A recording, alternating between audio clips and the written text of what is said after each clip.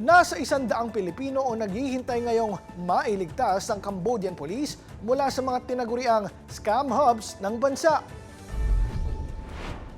Ayon sa Philippine Ambassador to Cambodia, maaaring tumaas pa ang bilang ng mga nabiktima ng scam hubs sa 500. Nagsagawa ng crackdown kamakailan ang Cambodian authorities sa scam centers sa Kampot Province, Bavet City at Poipet City.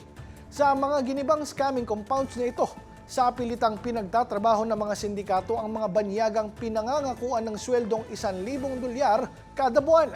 78 Pinoy ang nirescue sa lugar noong isang taon. Karamihan sa kanila, kinuha bilang customer service agents at chat support group workers. Pero ginamit lamang na scammer ng mga sindikato. Ilan pang mga Pilipino sa Cambodia ang naiipit naman ngayon sa tumitinding hidwaan ng Cambodia at Thailand.